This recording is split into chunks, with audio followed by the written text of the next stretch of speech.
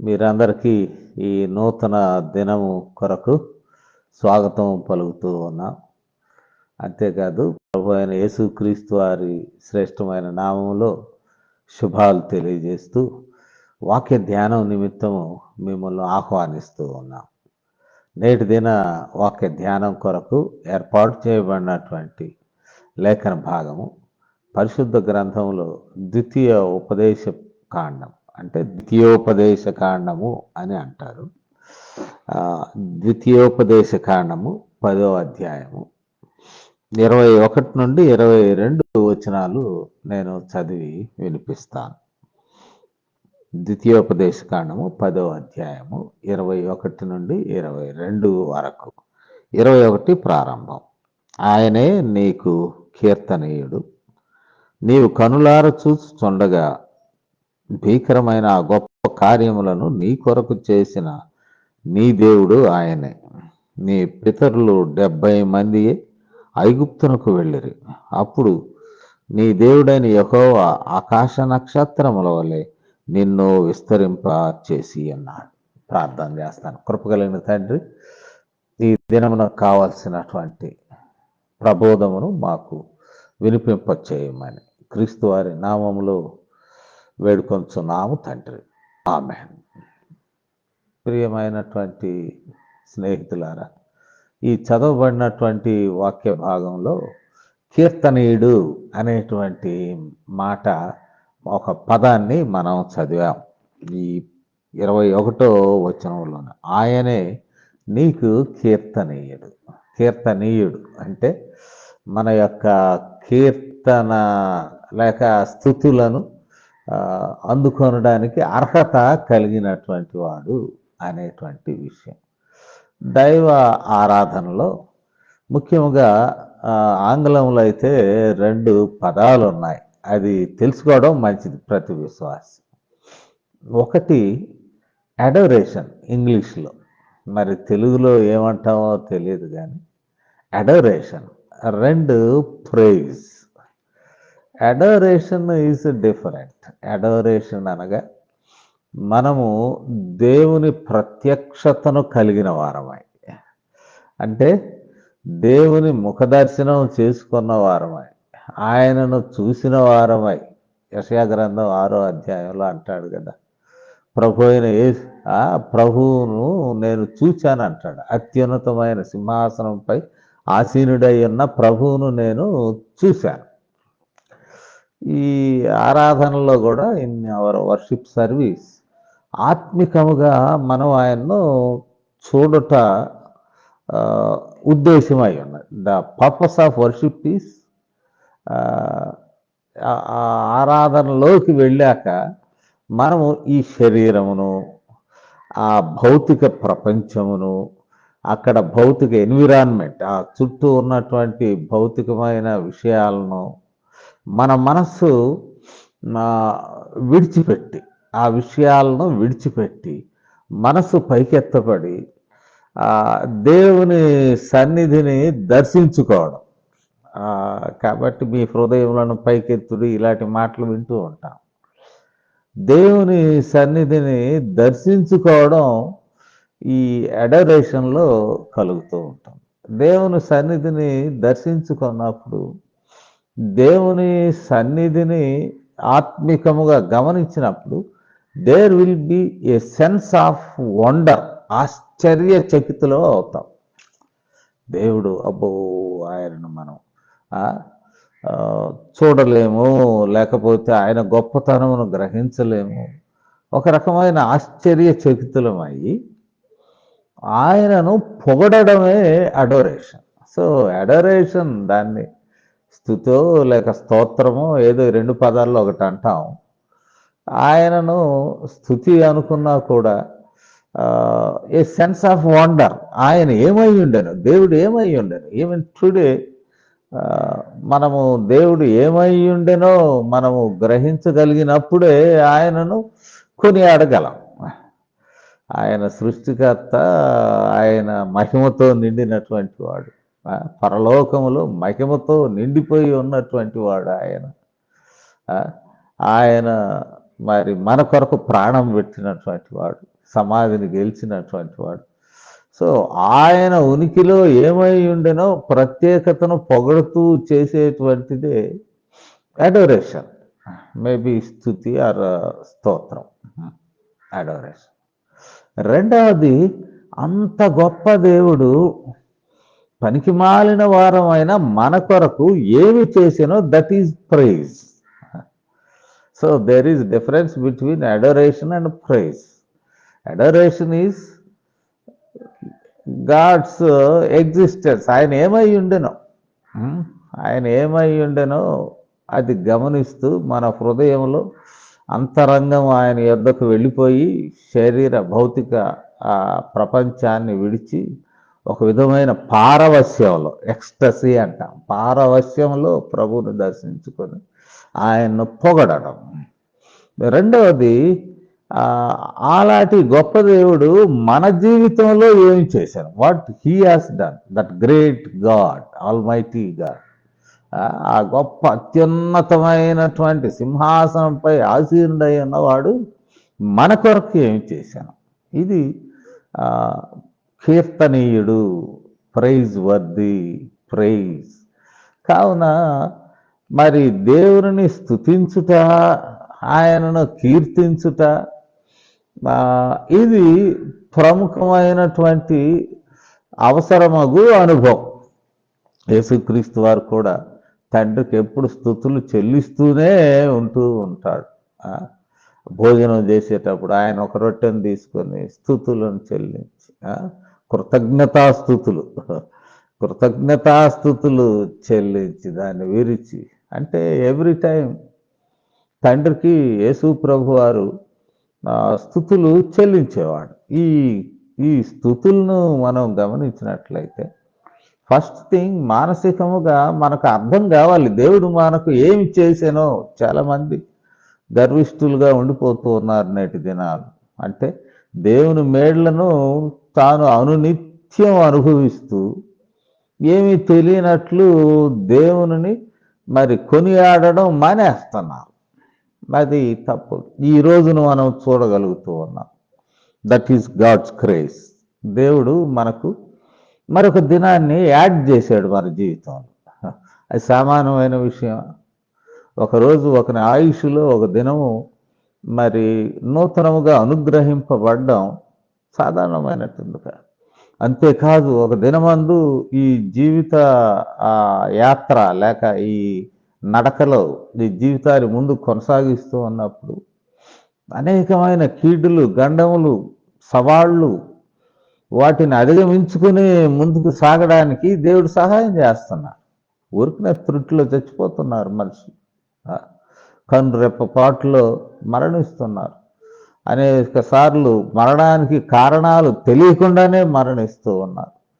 మరణాన్ని గురించి యాంటిసిపేట్ చేయకుండానే వారు ఆఖరి శ్వాస విడుస్తూ ఉన్నారు. అంతేకాదు, కొన్నిసార్లు శరీరపరమైనటువంటి సవాళ్ళు ఎదురవుతూ ఉంటాయి. ఒకసారి క్రిపుల్ అయిపోతారు బాగా హుషారుగా ఉన్నటువంటి వారు.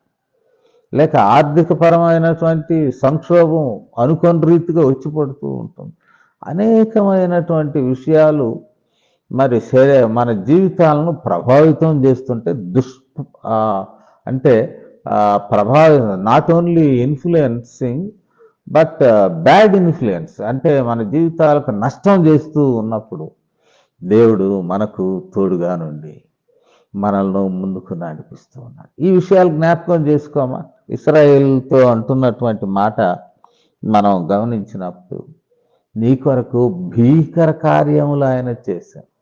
ఐగుప్తులో మీరుంటే మిమ్ములను ఐగుప్తులో నుండి బయటికి తీసుకుంటకు మిమ్మల్ని అణిచివేయుచున్నా, లేక మీ చేత వెట్టి చాకిరీ చేయించుచున్నా, మిమ్మల్ని బానిసలుగా మార్చిన ఆ ఐగుప్తీయులతో దేవుడు భీకర కార్యములు చేసినాడు. ఆయన హస్తాన్ని దాపాడు. నీ యొక్క కన్నీటిని చూసి, మీరు కార్చిన కన్నీరు ఆయన దృష్టికి వెళ్ళి తన హస్తములు చాపాడు. తన బాహుబలం, బలమైనటువంటి శరీరమును, చేయి యొక్క బలాన్ని చూపి చెయ్యి నీ యొద్దకు చాపి నీ చెయ్యి పట్టుకొని నిన్ను బయటికి తీసుకొచ్చాడు. ఇశ్రాయేలు భీకర కార్యములు ఆయన చేసి ఉన్నాడు. భీకర కార్యములు చేసి ఇక్కడ చాలా చక్కగా అంటాడు. భీకరమైన ఆ గొప్ప కార్యములను నీ కొరకు చేసిన నీ దేవుడు ఆయనే. నీ కొరకు చేసిన దేవుడు ఆయనే. రెండవ విషయాన్ని, వన్ ఈజ్ యువర్ లిబరేషన్. ఆ బానిసత్వంలో నుండి నిన్ను అట్ట గుంజుకొని తీసుకుని వచ్చాడు. ఐగుప్తీయులు నిన్ను అట్లా కప్పెట్టి ఉంటే తాను వారి యొక్క కబంధ హస్తములలో నుండి నిన్ను ఓడవీకి బయటికి తీసుకొచ్చాడు. స్వేచ్ఛా ప్రపంచంలోకి తీసుకొచ్చాడు. సొంత రాజ్యమును ప్రసాదించాడు. భీకర కార్యములు చేశాడు. మరి ఎర్ర సముద్రం యొద్ద లేక కనాను దేశంలోకి ప్రవేశించి శత్రులైన వారు మీకు స్థలం ఇవ్వలేనప్పుడు వారిని ఓడించి పాడద్రోలి యుద్ధం యెహోవాదే అన్ని సవాళ్లలో అలా గొప్ప కార్యములు మీ కొరకు చేసి ఈ స్వేచ్ఛా రాజ్యంలోకి తీసుకొచ్చాడు. రెండవది మనం చూసినట్లయితే యు ఆర్ ఏ మైనారిటీ. ఈ మైనారిటీ, మెజారిటీ అనేటువంటి మాటలు నేటి దినానికి కూడా వినపడుతూ ఉంటాయి. క్రైస్తవులు క్రిస్టియన్ మైనారిటీ అంటారు. వాస్తవంగా క్రైస్తవులు జనాభా లెక్కలో వారు హరిజనులుగా లేక ఎస్సీలుగా నమోదు చేయబడుతూ ఉంటుంది. ఎందుకంటే ప్రభుత్వంలో మరి తగినటువంటి వసతులు మనం కోల్పోతున్నాం కాబట్టి అట్లా చేయడం జరిగినది. మనం కూడా అన్యాయం చేయబడ్డాం, అది వేరే సంగతి.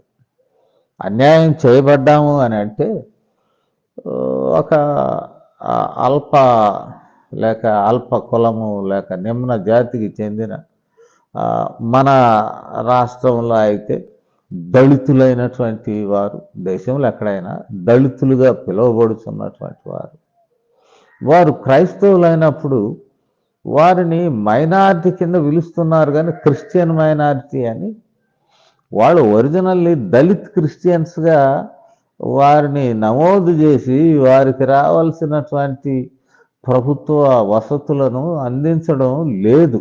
అది ఇబ్బందికరమైన విషయం.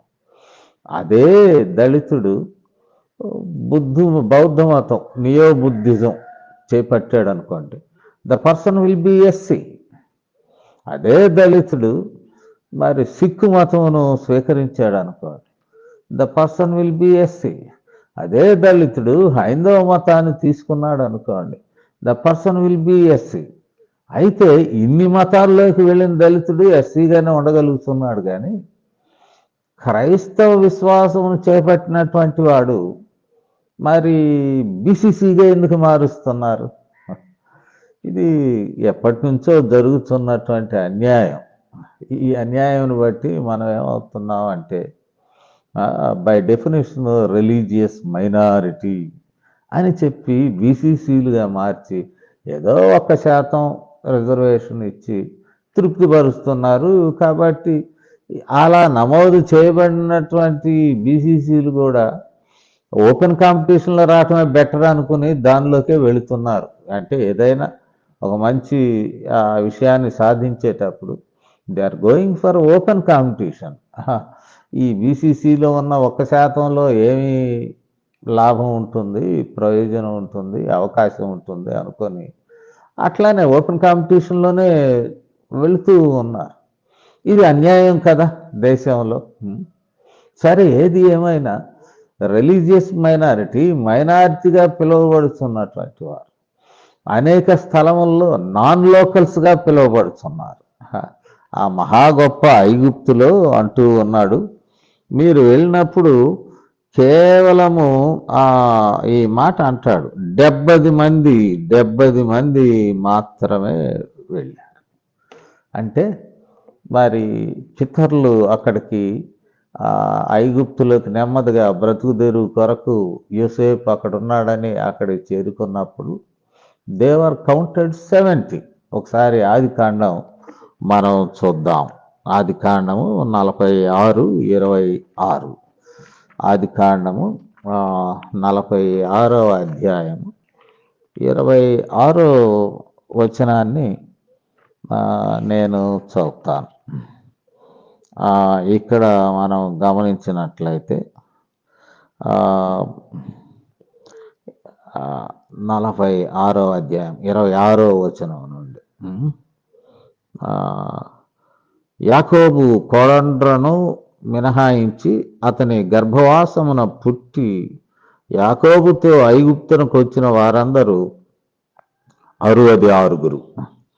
ఐగుప్తులో అతనికి పుట్టిన యోసేపు కుమారులు 2. ఐగుప్తునకు వచ్చిన యాకోబు కుటుంబ వారందరూ 70 మంది. So they came as 70. ఆ మహా గొప్ప నేషన్ ఈజిప్ట్ ఐగుప్తులో 70 మంది స్మాల్ మైనారిటీ వచ్చారు. కానీ ఇక్కడ అంటాడు ద్వితీయోపదేశ కాండంలో, మరి ఆకాశ నక్షత్రముల వలె నిన్ను విస్తరింపజేసి అన్నాడు. 70 మంది వచ్చి ఆకాశ నక్షత్రం ఇంచుమించు డామినేట్ చేశారు. వారు విస్తరించి ద్వితీయోపదేశ కాండం ఇదే గ్రంథంలో మొదటి అధ్యాయంలో మనం 10వ వచనం చూసినట్లయితే ఇక్కడ అంటాడు, మిమ్మను విస్తరింప చేశాడు. 1వ అధ్యాయం మనం గమనించాం. మీ దేవుడైన యెహోవా మిమ్మను విస్తరింపజేసెను గనుక నేడు మీరు ఆకాశ నక్షత్రముల వలె విస్తరించి ఉన్నారు. అంటే ఇక్కడ మోషే రెండవసారి బోధిస్తున్నాడు. కనానుకు చేరుకొని యొర్దాను అవతలే నిలబడి మోయాబు మైదానంలో అక్కడ నుంచి చూపిస్తూ, ఇదిగో ఈ దేశం మీరు వెళ్తున్నారు, మీ జీవితంలో ఈ విషయాలు జాగ్రత్త అని చెప్పి ఈ ఉపదేశంలో ద్వితీయ ఉపదేశంలో అంటూ ఉన్నారు. యెహోవా కీర్తనీయుడు. కారణాలు ఉన్నాయి. Is praiseworthy. ఒకటి, ఆయన భీకర కార్యములను చేసి మిమ్మల్ని బయటికి తీసుకొచ్చాడు ఐగుప్తు బానిసత్వంలో. రెండవది, యు ఆర్ ఇన్ మైనారిటీ. మైనారిటీగా ఉన్నటువంటి 70 మందిని ఆకాశ నక్షత్రముల వలె ఐగుప్తులోనే మీరు విస్తరించి పోయారు. మన జీవితాల్లో కూడా హూమ్ వీఆర్, మన పూర్వీకులు ఏమై ఉన్నారు చాలా మందికి తెలియదు. ఈ అర్బన్ సెట్టింగ్లో ఉండేటువంటి వాళ్ళను దర్శించినప్పుడు వాళ్ళు అనుకుంటారు, పూర్వం నుండి వాళ్ళు ఏదో జమీందారులు అనుకుంటుంటారు ఈ విశ్వాస జీవితంలో ఉండేటువంటి వారు. ఒకప్పుడు చాలా దీనమైనటువంటి స్థితిలో ఉన్న మన పూర్వీకులు ఉన్నారు. వాళ్ళ దగ్గర నుండి మనం నెమ్మదిగా మరి దయ చూపటం వలన దేవుడు మిషనరీలు వాళ్ళ స్కూల్స్ స్థాపించి విద్య వైద్యం ఇతర మేలు చేసినందువలన అది దేవుని నుండి వచ్చినదే. ఈ దినమున కొన్ని తరములు మారిపోయినా ఈ ఊరి బయట ఉండేటువంటి ప్రజలు మరి ఈ దినమున విద్యావంతులై మంచి ఉద్యోగములు సంపాదించుకుని ఉన్నారు. So it is grace of God. అంతేకాదు మీరు విస్తరించడం కూడా slowly you are multiplying like anything. ఒకప్పుడు మీరు మరి స్థానికులే, వాస్తవంగా వీళ్ళు స్థానికులే, దేశీయ ప్రజలే, మూలవాసులే. కానీ ఏం చేస్తావు, మీరు మూలవాసులైన మీరు అణిచేయబడినటువంటి వారు. కానీ నేటి దినమున మీరు విస్తరించారు, ఆకాశ నక్షత్రముల వలె విస్తరించారు. You are coming up. ఈ ఎలక్ట్రల్స్లో కూడా మరి పేదలను ప్రసన్నం చేసుకుంటేనే కానీ గెలుస్తున్నారు. అందుకనే సంక్షేమ కార్యక్రమాలు పోటీపడి ఇచ్చి మోసం చేస్తున్నారు. అంటే పేదల యొక్క ఓటే డిసైడింగ్ ఓట్ అయిపోయింది ఈ దేశంలో. కారణం ఏమిటి? ఇక్కడ కూడా అంటాడు, మీరు విస్తరించారు, 70 మంది నుంచి మీరు గొప్ప జనం లేక ప్రభావితం చేసేటువంటి సంఖ్యలో మీరు ఉన్నారు అని. మరి ఇది దేవుని యొక్క కృప. మన జీవితంలో కూడా దేవుడు మనలను ఇఫ్ యూ లుక్ బ్యాక్, మనం వెనక్కి చూసుకున్నప్పుడు, ఒకటి, రక్షణ లేని వారం యేసు క్రీస్తు వారు ఉచితముగా శిలువ మీద తన ప్రాణమును పెట్టి రక్తమును గార్చి దేవుని కుమారులుగా కుమార్తెలుగా మనలను దత్తపుత్రులుగా పుత్రికలుగా మనల్ని తీసుకున్నారు. రెండవది, మనం దీనమైన స్థితిలో ఉంటుండగా నేటి దినమున మనలను క్షేమదాయకమైన స్థితిలోనికి మనలను ఆకాశ నక్షత్రాలు అంటాడు అక్కడ. మనలను కూడా హీ మల్టిప్లైడ్ లైక్ ఎనీథింగ్. ఈ విషయాలు జ్ఞాపకం చేసుకొని నిత్యం దేవుని స్తుతించు. What God you have done great things in our life. అబ్బో, లోకంలో చాలా గొప్ప కార్యాలు కాదు, నీ జీవితంలో గొప్ప కార్యాలు చేస్తున్నాడని గమనించి ఆ దేవునికి స్తుతులు చెల్లిస్తూ మనం ముందుకు సాగుదాం. ప్రార్థన చేస్తాను. కృపగలిగిన తండ్రి, మాతో మాట్లాడినందుకు వందనము. మీ తలంపులను మేము గ్రహించిన వారమై మా ప్రభువా, నిత్యం మిమ్మల్ని స్తుతిస్తూ ముందుకు సాగు భాగ్యం దయచేయమని క్రీస్తు వారి నామములో విన్నపాలను వేడుకొంచున్నాం తండ్రి. ఆమేన్. తండ్రి కుమార పరిశుద్ధాత్మ త్రియేక దేవుని దీవెనలు మనకిప్పుడును సదాకాలము అనుగ్రహింపబడును గాక. ఆమేన్.